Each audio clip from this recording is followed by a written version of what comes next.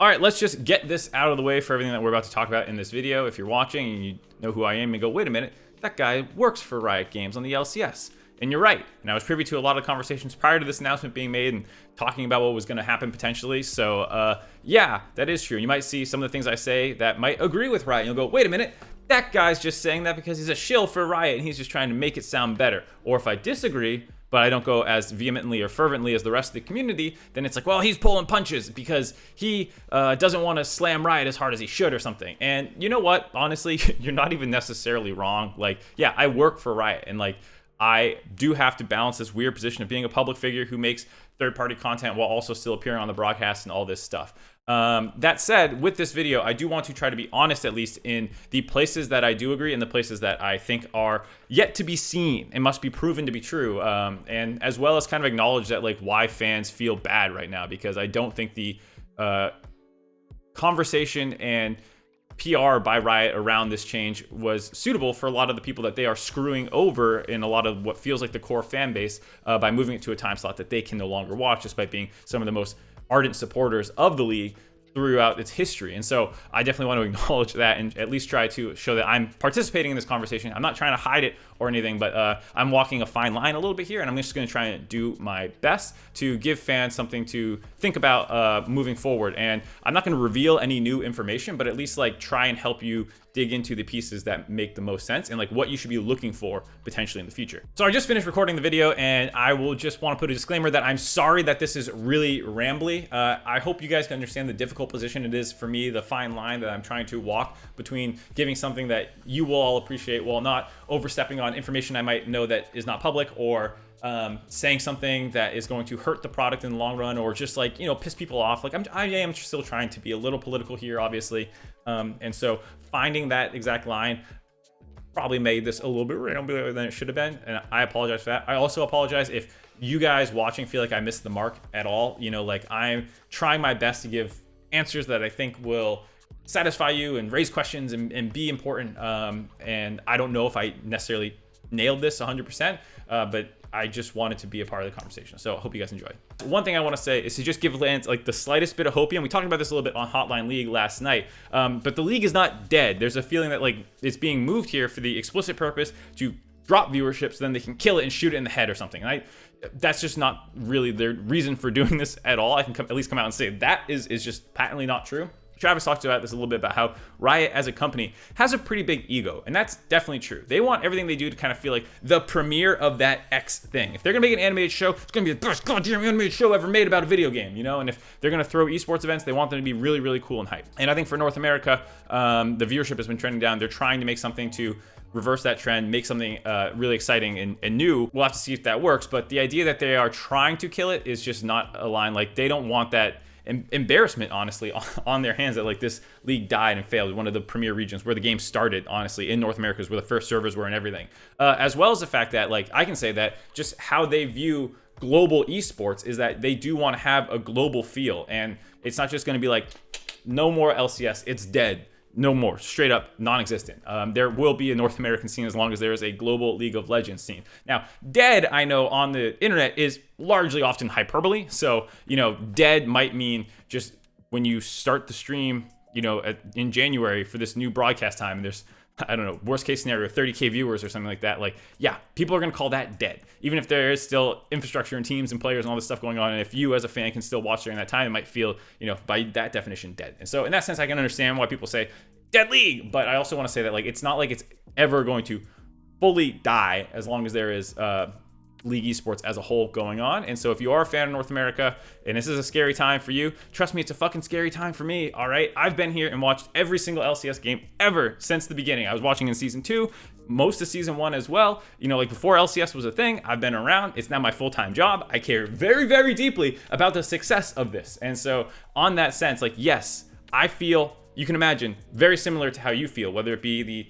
concern, the fear, upset, like, whatever it is, those emotions are in this body too, all right? But what I want to do is try and at least, you know, like, not have everyone, a lot of people are jumping ship, and I understand why, but for people who do want to stay on, you know, like, let's talk about it. So there are a couple things that I want to dig into with these actual changes. First is the day change from weekend to Thursday, Friday. Then there's the time change. Well, not really, they're keeping the time the same towards noon, from 1 to noon, actually, I think it is, and why that is being made.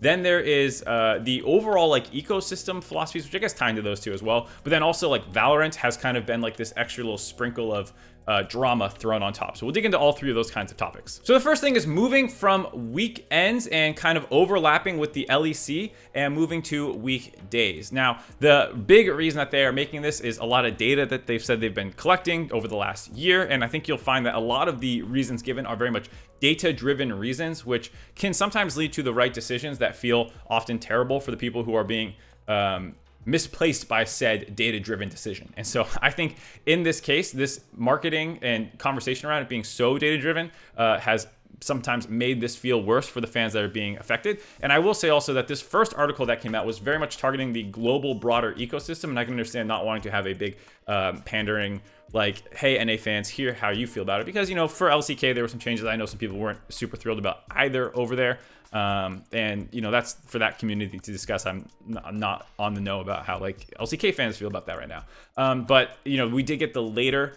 NA specific convo that came out, and we'll go into that a little bit more in a second. But at least the change from weekend to weekday, as covered in this first article, was talking a lot about some of the concerns that people have about modern viewership trends, about carving out time for each league to exist on its own, so that if you want to watch a major region, there's kind of like one going at that time and everyone can watch that one league. So if you might be an EU LCS fan, but there's no EU LCS on, but you know that there's, hey, at least North America's on, and that's a league I can now watch. That's a major region league. There is some conflict still between the minor regions, the LFL, which makes some of the wording about like, what choice should you make, fall a little flat for me a little bit, because like, well, what if you're a French fan and the LCS is on and the LFL is on? You're probably gonna watch the LFL, but like, who knows? Anyway, that's neither here nor there. The point being, they want to carve out time slots for each one. There's also concern about burnout for viewers if they feel tired at the end of a LoL esports day, like they've consumed too much content, and wanting to make it so that they don't stack days of best of ones or whatever the formats end up being, at least not stacking leagues against each other, so you go one into the other into the next. There are also just general Twitch trends that people have kind of talked about, and they didn't reference directly here, but it's been communicated in Reddit comments as much that I feel like it's pretty obvious why this is being done. There is larger Twitch viewership during the weekday than weekend overall. And so the idea is, if you are competing between EU and NA for viewers, if people are burning out, they feel like they have to choose between which league they want to invest their time into versus kind of just always having a league to watch, you say, okay, well, if we move it to the weekday and there's this bigger pie available, maybe we can carve out a piece of that pie there, and we'll give the other piece of the pie, which is a separate pie over here for the weekends and weekday, and we can go find a time slot. And additionally with that, when this kind of gets into the actual time slot, which I'll put off for just a little bit, but you know, of course, you want to then go, of course, where that pie is biggest, which is noon, around that time when Europe is still awake, East Coast is awake, West Coast is awake, everyone's on Twitch at that time. And if you go live, then you go, well, maybe I can get the biggest slice of the biggest pie possible. However, the more contentious point to me is the data-driven approach that they're taking. We've talked about this a little bit, but like, the thing about a data-driven argument that you're presenting to fans is that you kind of need to provide at least some of the data that is going to sway their opinion and talk a little bit openly about it. And in both these articles, there's a lot of conversation about like, well, the research says this, and based off the findings that we've had this, and blah, blah, blah. But they don't really give you the nuggets to make those pills more palatable to swallow necessarily. Like, yeah, you can give me the conclusion from your data, but if you don't walk me through the thought process too much, then it's hard for a lot of fans to grasp that, especially the ones who are most negatively affected. I think there are a lot of fans who are very reasonable, where if you pitch them on like, yeah, we're really sorry that this is hurting you, but we really do think it's in the best long-term interest of the league, and you go out with some empathy and explain that like you acknowledge the reason that they're upset while pitching them this, then like that's kind of the angle you have to go. And like only a couple little nuggets of stats were given, like viewer burnout for like why they're changing, but not specifically like this is 100% why this is the right time and we are really sorry. I feel like it both lacked that empathy approach, as well as if you are going data driven and you're going to keep saying data driven, research this, research that like you kind of need to provide your findings a little bit. And I felt it was a little lacking in that, as well as the fact that I've already covered some of the reasons to disagree, or like how there's contrary data that is also not really being acknowledged. So there's the reasoning around going from weekend to weekday. There obviously has some choices in reasoning, both philosophically as well as data to back it up. It's not just, hey, fuck you and A, which I know some people feel like it is. But I will say on this angle of data driven, you're gonna hear about it a lot, about the reasons that things are happening. But anytime you take a data-driven argument, it feels like for me, there's always like, well, what about the opposing data? And this is something that gets a little bit into corporate PR, which I admit I am not an expert on. But there is a lack of acknowledgement of the counter arguments that also use data. And this is something that I feel like, at least as an individual, when I do PR and when I present arguments, I like to present the other side. I like to steel man it a little bit, as people say. I don't want to straw man it.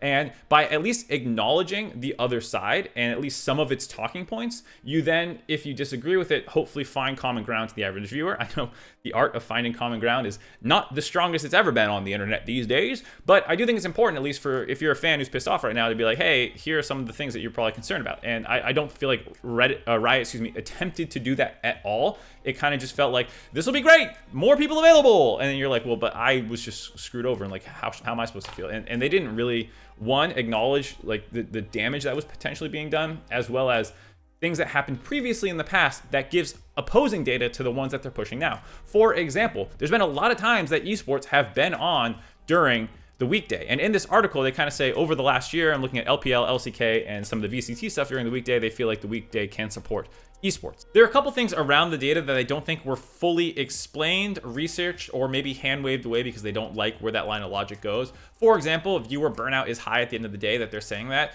That could also just be because of format or other reasons. It's not necessarily that there's two broadcasts stacked together. There also wasn't the addressing of how stacking broadcasts actually usually does help viewership as well. People who are burnt out will churn out and not watch. That's a concern. But you also have people who aren't burnt out, watched for one thing, and now another thing's starting, and they go, all right, I'll watch this too. You know, the same way that TV channels kind of stack their things together, it can happen with hosting as well. It is also true that like most of the time that people end up doing weekdays, it's almost more out of necessity than it being optimal, whether that be because the schedule is so big you need to put it on there, or you're avoiding conflicts, like again, which is kind of happening here, because multiple times, even in just specifically League esports history, they have tried to use weekdays and they have not worked. There was Monday Night League, Friday Night League, both those were failures, and I think you can argue that time slot point about how they were going on so late in the day that a lot of the audience could not watch. And that's a big thing that people don't realize about the North American audience, is that it is very heavily driven or involved with EU viewership.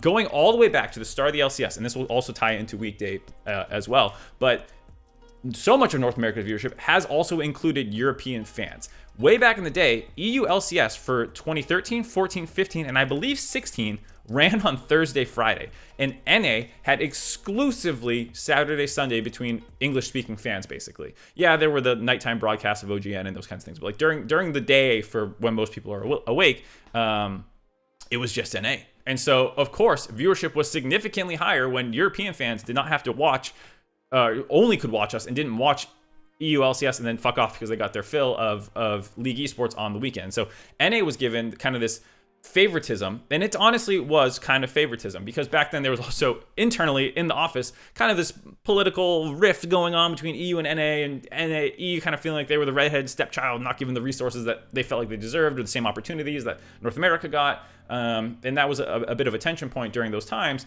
And one of those was indeed weekday versus weekend. And NA for years kind of reaped the benefits of being the one on the weekend. And EU pushed back against that and slowly moved in. And I believe it was 2017 when they ended up getting Friday, Saturday, Sunday. Or maybe it was Thursday through Saturday during that time period, because they were also doing best of twos. This is when they started doing all the weird format stuff with best of twos, best of threes between EU and NA. And EU viewership during that time hit the lowest ever between North America and European viewership for a split. They average, and this is using publicly available data, but they average just above 100,000. Even this last split for NA, which everyone is saying is fucking dog shit, and it's the end of the world, dead league, and all this stuff, it was still better than what EU averaged in 2017. Now, again, formats made this a little bit different, but at least you can see that like when shit hit the fan for Europe, they made the decision to invest into that league and double down and give it the resources and not treating it like, again, feeling like the redheaded stepchild, and kind of gave them the things that they were looking for. And I think that helped revitalize the league. People often think about the rebrand and, like that's kind of what saved it. Or maybe it was the competitive angle with G2 and what happened at Worlds in 2018 and all this stuff, helping turn around 2018, 2019, 2020. But I think that there was also a lot of like just behind the scenes stuff that fans wouldn't be privy to, that like EU was kind of finally given its own space to be itself. And yes, that came out through the broadcast and what they did, but also just like a lot of systemic logistical things that were kind of cleaned up during this time. It sounds like to me, as someone who is not super in the know on this kind of stuff, but just hearing about it. And that kind of helped EU grow. But part of it was getting a better time slot for them and for their audience, for people who are now no longer working, and then they can just go and play the game, or be done on the weekend and watch. And so this moving NA back to this time slot that EU previously didn't want, that people had previously argued was not good, feels a little counterintuitive to me, to now be like, oh, well, the times have changed, it's fine now. Maybe that's the case, but I'm not super convinced, as someone who has been here the entire time and remembers all the arguments around weekday time slots for people.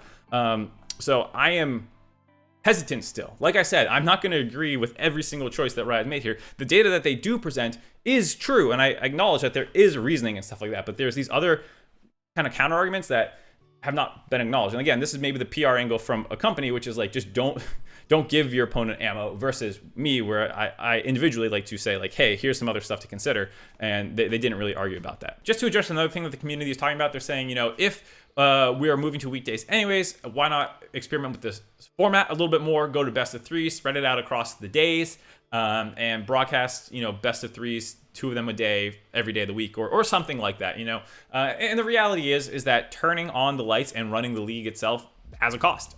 You have to pay all of us to show up there, the power to go on there, security guards if you're gonna have live audiences and stuff like that, which is just a whole other can of worms that I'm not really gonna dig into. I have no idea what the look or feel of the studio will be right now. Can't actually answer that for you, but on that idea, it just like the costs go up if you spread out, and it's not immediately clear that the profits will rise as well, because in theory you can argue, okay, well, we spread out, there's now more viewership, more things to cover.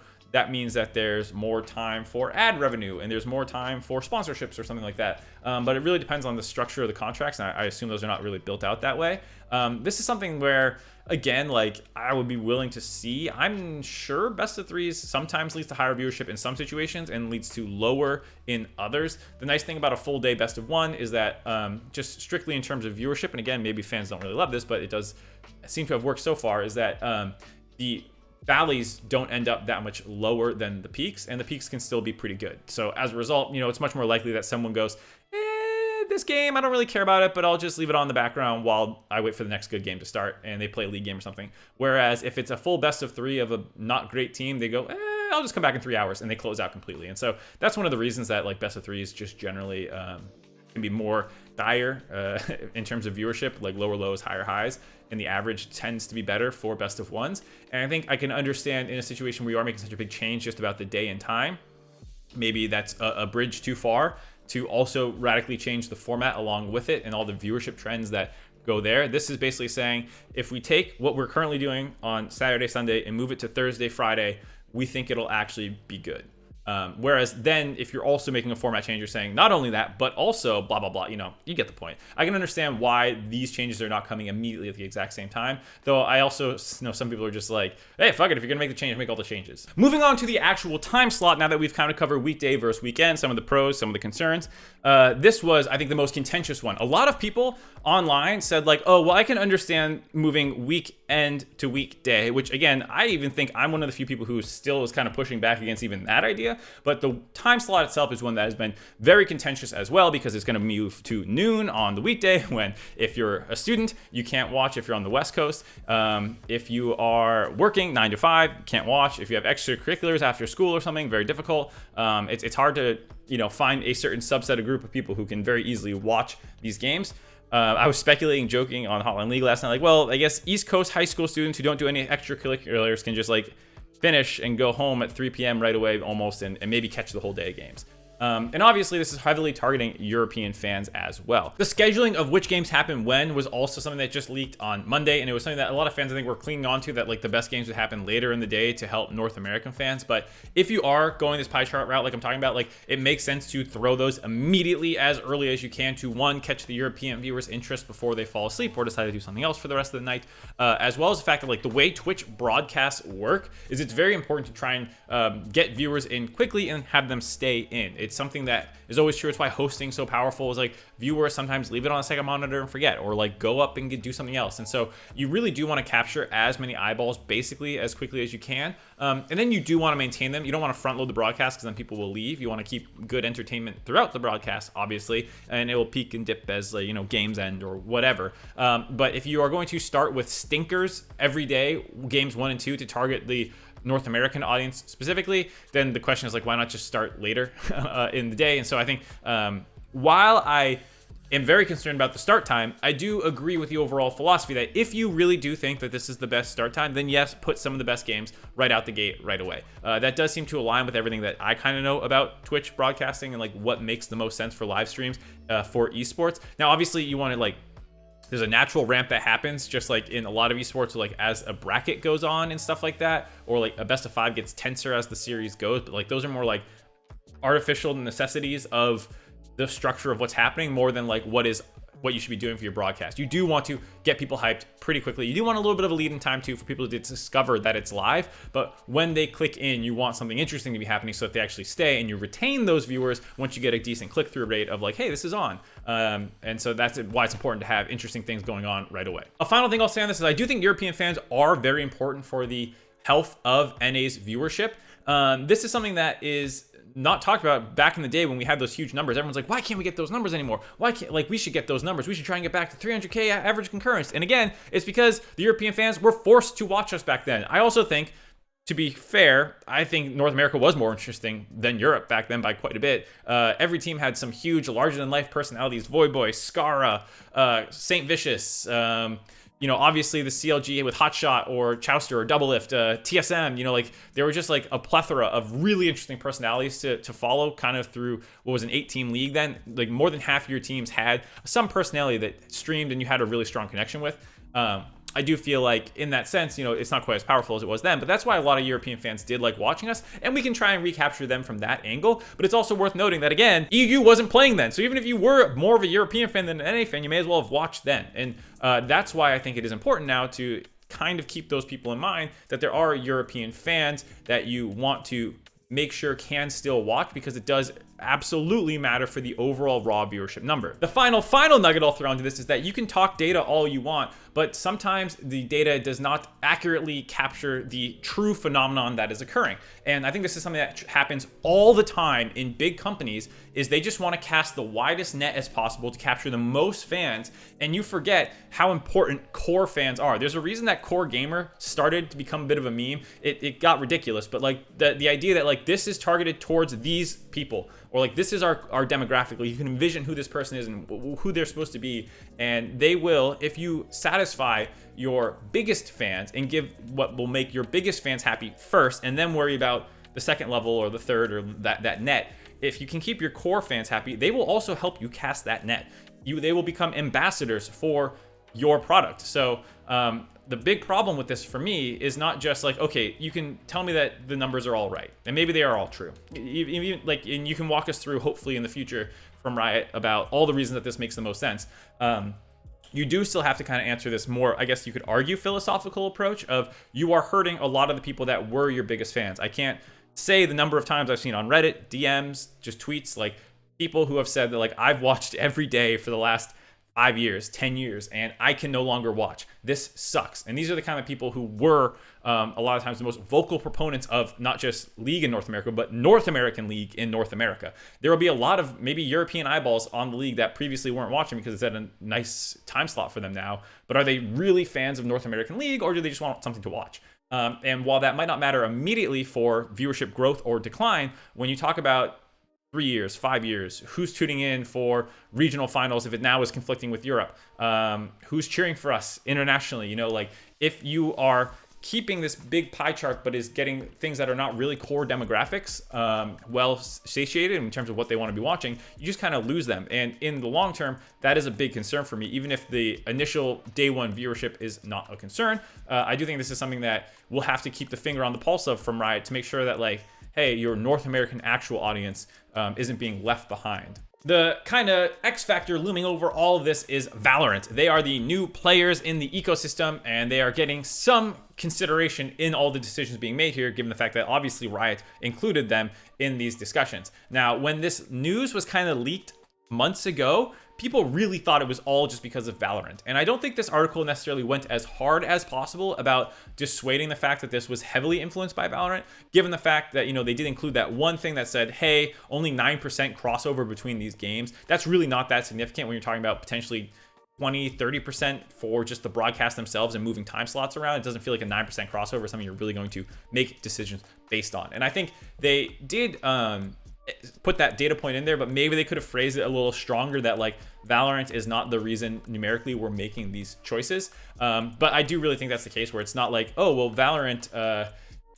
we're worried about crossover. Like there's no reason in theory that if you really thought that Saturday, Sunday, noon start time for LCS was best and also best for VCT, just strictly from a viewership angle, 9% crossover is not enough to then move one of those out of that way. I think they could have phrased that a little bit stronger, but I do think that is true. And so because of that, most of the changes that happen can be qualified without needing to account for Valorant. They all kind of track based off the reason that Riot provided. They could still be wrong, of course, but at least like you don't really need to factor Valorant in for why you might move NA and EU further away from each other, like we've talked about. That said, it's not fair to say that Valorant doesn't factor into it, though. Just because you can justify these without them doesn't mean that this also isn't a bit of a concern, because what is happening is that Valorant and the LCS, and I believe this is true for EU as well, are using the same studios going forward. And that means that you literally cannot physically stack these broadcasts on top of each other, because you're using a lot of the same personnel and physical spaces to make this kind of stuff happen. And so as a result, yes, someone does have to get to the like prime time slot. I think Riot is trying to say that this is not the prime time slot for any NA anymore, for League of Legends at least, and so that it's not like they're fighting for prime time slot. But let's say they're wrong and you want to go back on the weekend, well, guess what? Valorant is still there. And maybe that is their prime time slot. And you're not about to kick out the new kid on the block who's doing pretty well. Hats off to them. I'm just not personally a fan. But like, that you're not going to be able to move them just because like this experiment didn't work. And in that sense, this is one of the things that I have not really seen talked about a ton, but the contingencies available for the NA broadcast, should this not go well, is pretty minimal. There's not really much you can do to change this blowback or system without radically changing format as well. Maybe that is when you go best of 3 and spread it out over the weekend, but you can't get the slot back now, at least not for the foreseeable future, or unless something changes. I mean, I don't know the internal politics and decision-making levels, so maybe it is more fluid than I think from the outside looking in. This is pure speculation, not me saying this as a Riot employee, not even an employee, as someone who works with Riot. But like this to me seems like this is the plan going forward. The EU LCS, the LEC is doing quite well, so they get that time slot, and the EU Valorant League, I don't really even know the terms, like they are not doing well enough to want to move the LEC away, and so yeah, they have to take the weekdays where the LCS is, and so those two things are kind of happening at the same time.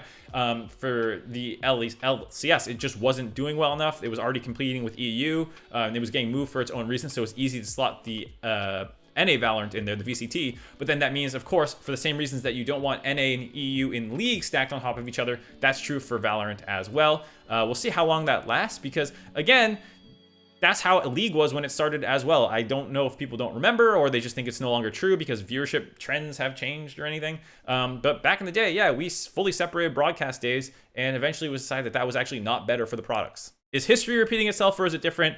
We'll just actually have to find out. Anyways, that's going to do it for this episode of The Blame Game. Fuck, I don't know, man. I'll be back in probably a couple days to talk about the FTX angle, which is just this other can of worms thing. But yeah, we'll dig into that next time. I'll see you guys maybe after the holidays if you don't watch that one. I don't fuck. Who knows, man? What's going on here? Anyway, see you all. Subscribe. Thank you to Alienware for sponsoring this video. Go check them out. They do a bunch of really cool stuff. And buying from this link that I'm pointing at right now actually really helps out the channel. They make amazing hardware, which allows me to make somewhat amazing content. I'll let you decide. But thank you so much to Alienware for sponsoring this. Thank you, everybody, for subscribing, and we'll see you all later.